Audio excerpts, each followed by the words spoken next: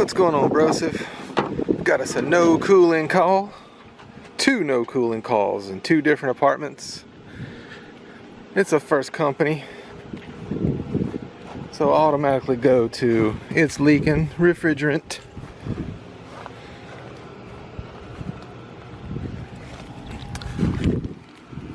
They're all leaking, all 240 of them. If it's a first company, it's leaking. I've been here, I haven't even been here 1 year, and I've had to replace 5 coils. So there's no oil in the caps, so I'll go put the leak detector on the coil here. Let me hook up the old gauges, then I'll go turn it on. Well, I came out here to check the charge, and the fan was going, but the compressor was buzzing. Like it was trying to start, going and then it was shut off. Signs of a low capacitor and a bad hard start. Alright, we'll pull all the wires off. I got the power off. We'll test the capacitor and our hard start here. These come from the factory with a hard start on it. A lot of guys who see the hard start in there going, oh, the compressor's on its last leg, just need to replace it. It comes like this. This is a rotary compressor in this style of Goodman. It's not your standard Copeland scroll compressor. It's one of those rotaries. So they all come from the factory with a hard start already in it. And when that hard start gets low, it buzzes. But the fan will run. So I just do the whole thing, capacitor and hard start. Let me get all these wires out of here, then I'll break out the meter. Alright, got my meter set right here. Don't know if you guys can see it at home. Sorry about the wind, it's really windy. So common to Herm, this is a 45/5. Common to Herm, whoa, 78. Yeah, if it goes above, it can be bad as well. That's showing 78 between common and Herm. I've seen that a few times. That's not good. So we're going to test the hard start as well. It should be around 88 or above to be good.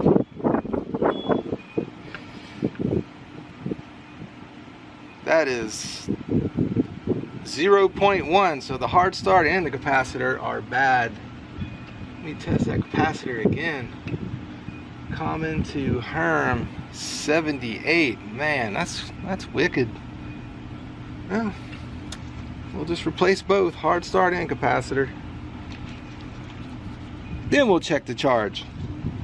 I know it's low because it's been topped off before, because someone has written on it. That's how we know someone's been here. And they write the unit number on it. Drop the old new cap in. It's 45/5 microfarad. Try to drop it down so the guy can see it.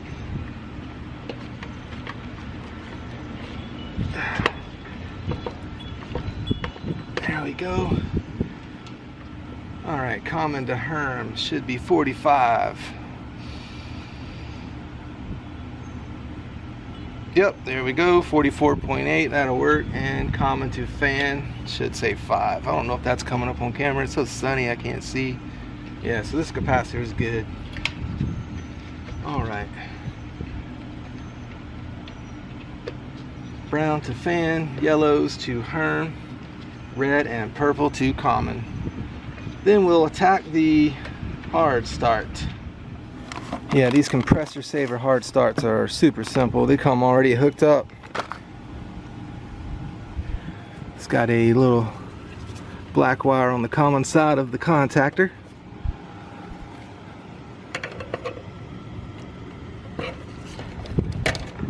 And a yellow on the capacitor, and that's it. Then you could just unscrew it and take it off. Screw your new one on.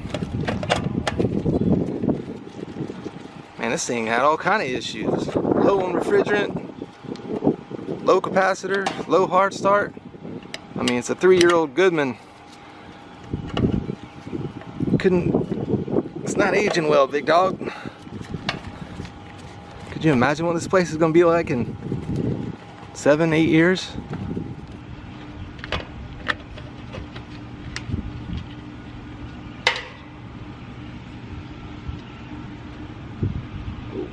Forgot about the red. There we go.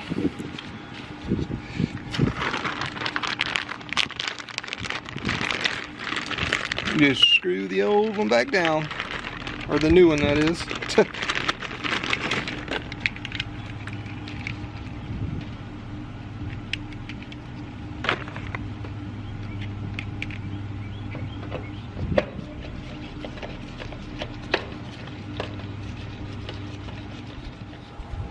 All right, hook the hard start back up. Oh, it's windy. Windy here in North Florida. Red to the common. Gotta go look at another AC after this one. They said it was iced up, so I know that's gonna be low on charge. 9 times out of 10. Alright. Now we can go fire it up. Do what we came here for. Come on, big money, no whammy.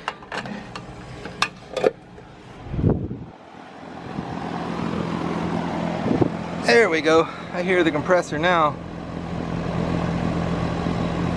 Let's see how low it is. The reason why I know it's been charged before because of the scratch on it.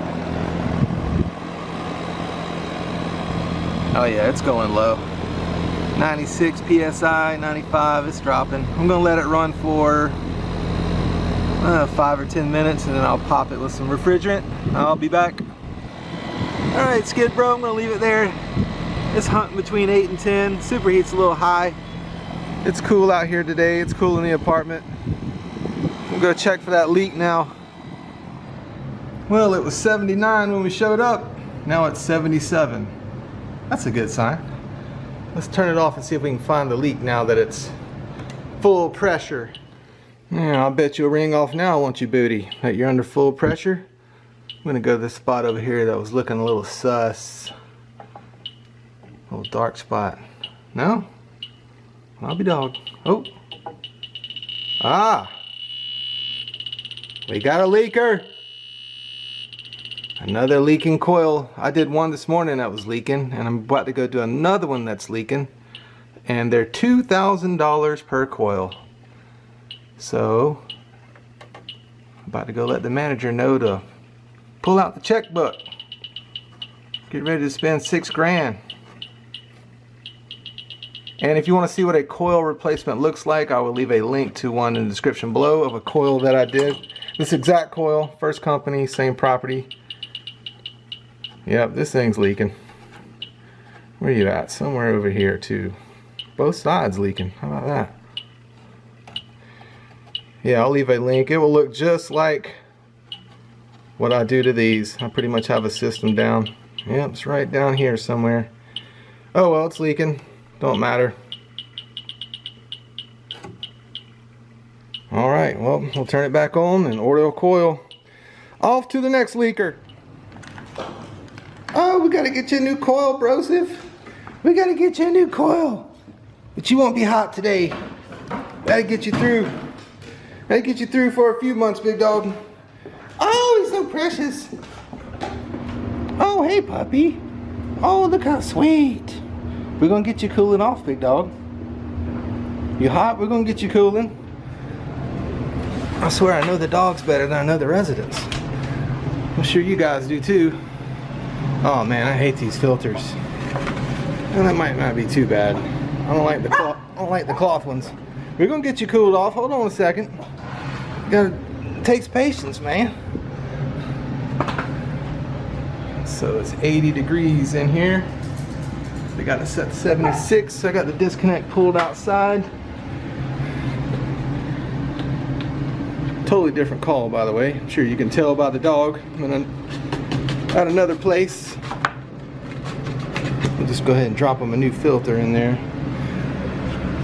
Alright, let's go check the charge, which I'm sure is low.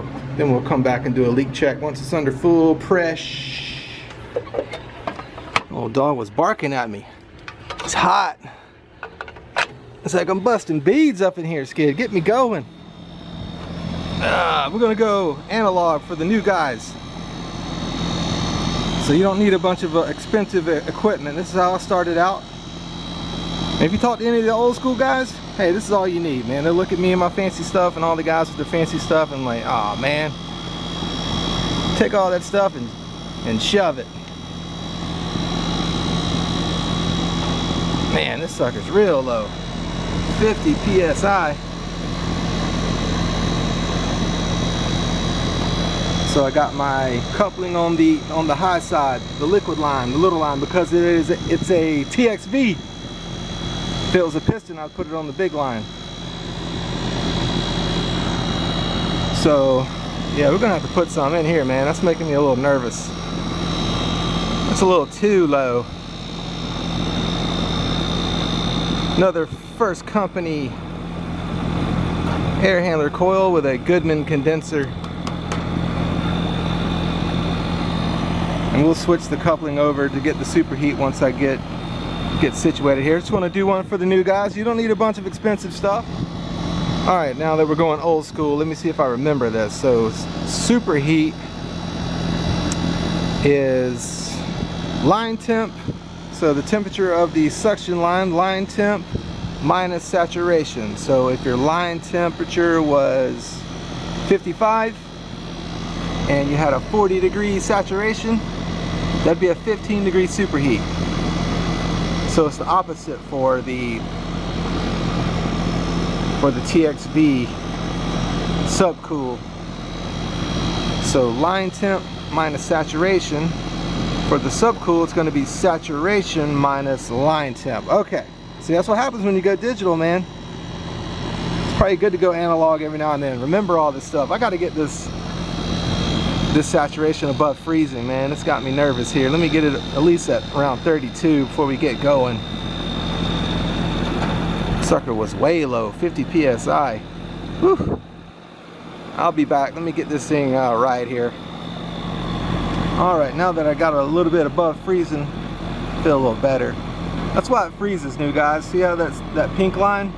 If it gets below 32 on that pink line, you know 32 is freezing. So that's what causes the ice to freeze up. You might have a dirty filter, fan motor inside not working, or you got a leaking refrigerant, leaking coil, or something's leaking. So, alright.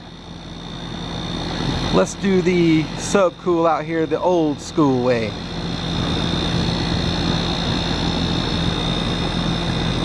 So we got an 80 on the saturation over here on the head pressure, and an 80 line temp. So that is a 0-degree subcool.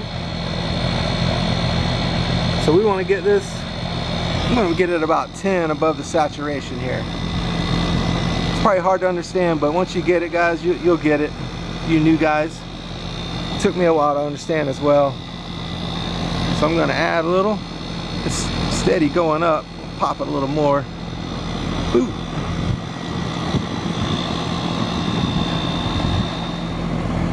Alright, dudes, we got a 94 saturation on the head pressure.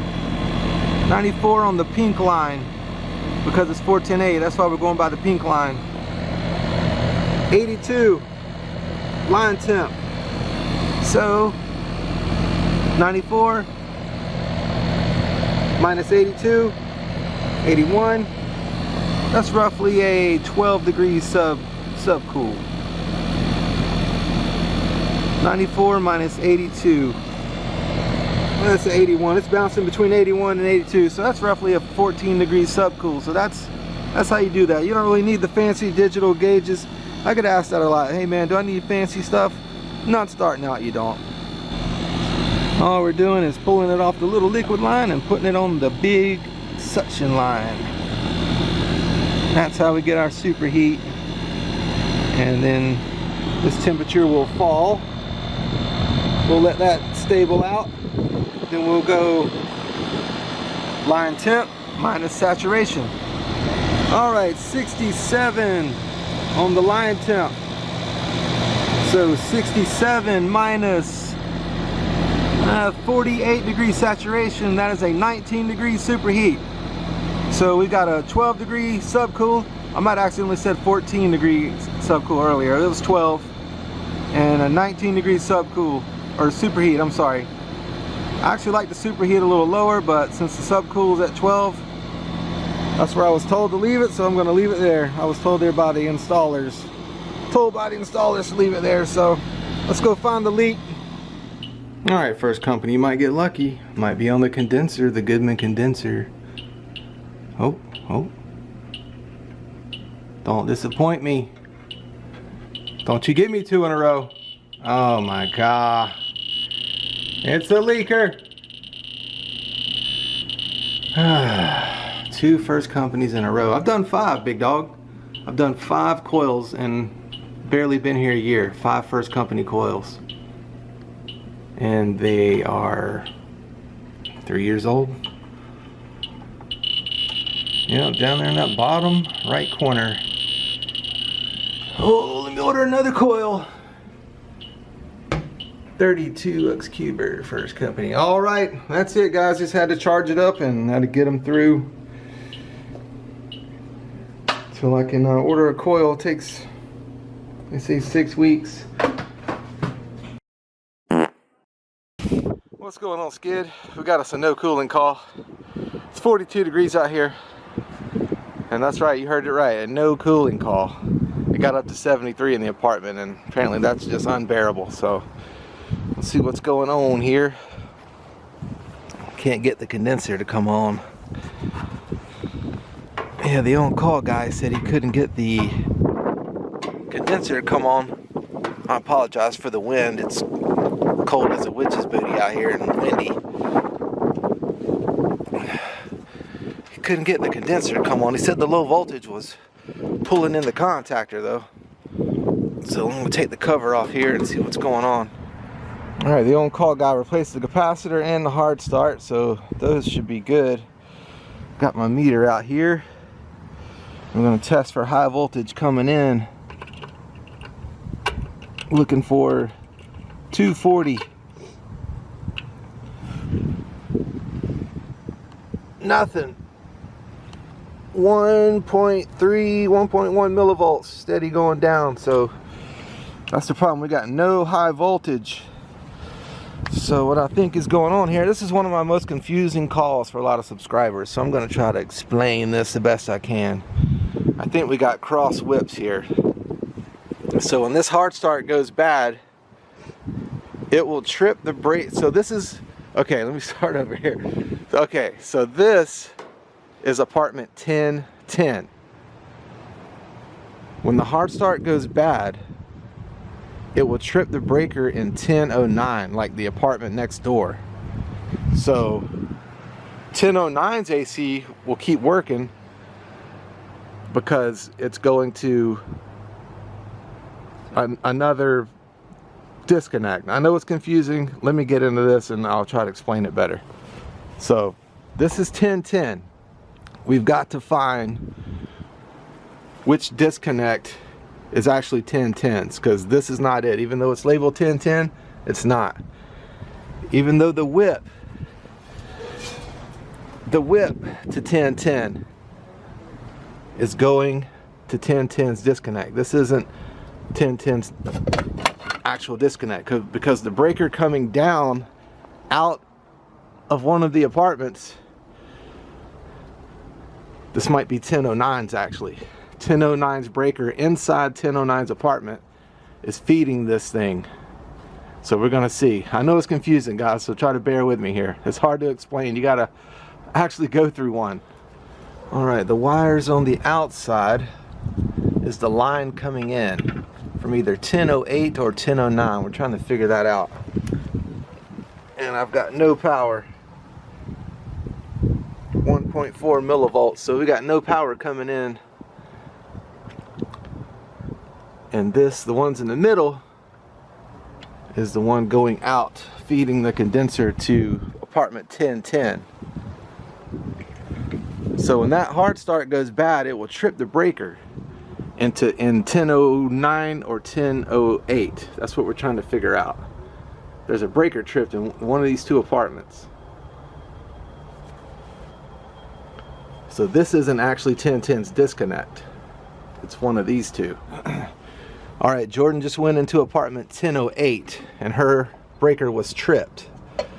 So that hard start on 1010's condenser tripped 1008's breaker in the apartment.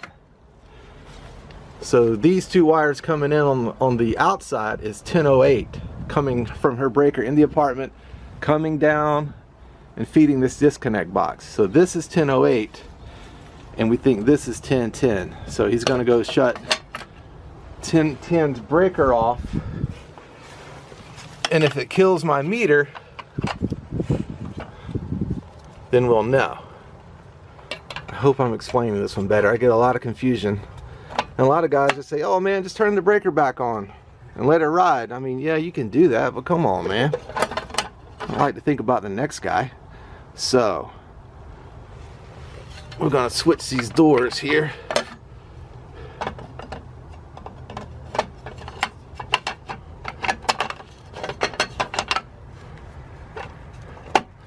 Oh, wait a minute. This will be 1010.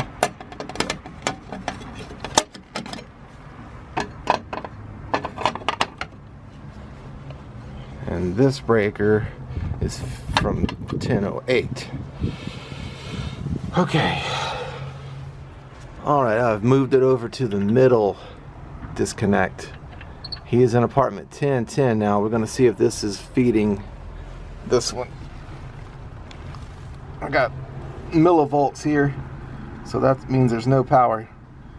When he turns the breaker on, it should give me 240, so we're going to hang out here and see. There it is. Boom, 240. So yes, this is actually 1010's disconnect. So the breaker coming down from 1010 is feeding this disconnect, but it is hooked to the wrong AC. So we're gonna have to take this whip, put it over here, and this whip, put it over here, because that's 1010's condenser and is going to the wrong disconnect. So we're going to take this and put it here, because 1010's breaker inside the apartment is actually feeding this disconnect. We want the whip to match the breaker from inside the apartment.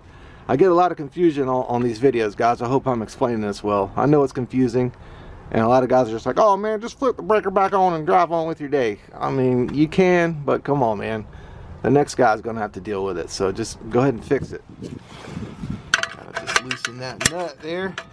It's a real simple fix. What's confusing is finding out why you're not getting high voltage. And this is real common with new construction. Don't let that fall out. Jordan's working on the one next door.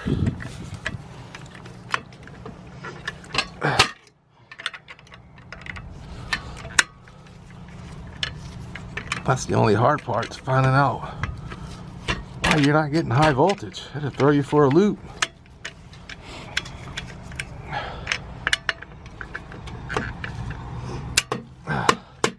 Make sure that's the right ground. Oh no, I need the other ground.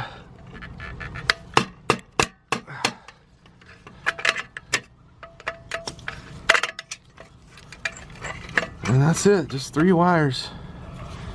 Undo the nut, pull it down, stick it in the other disconnect box.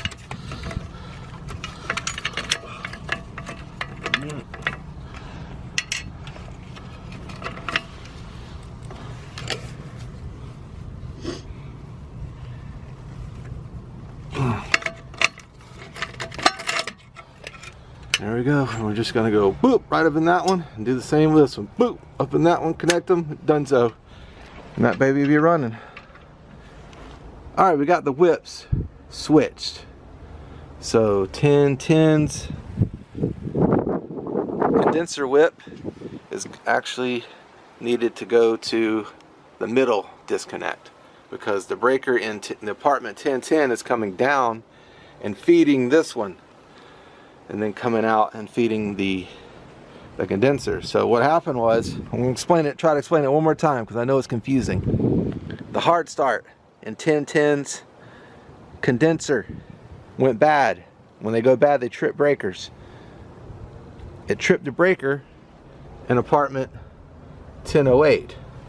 And since 1010's condenser was connected to 1008's disconnect, it tripped the breaker and 1010's AC stopped working.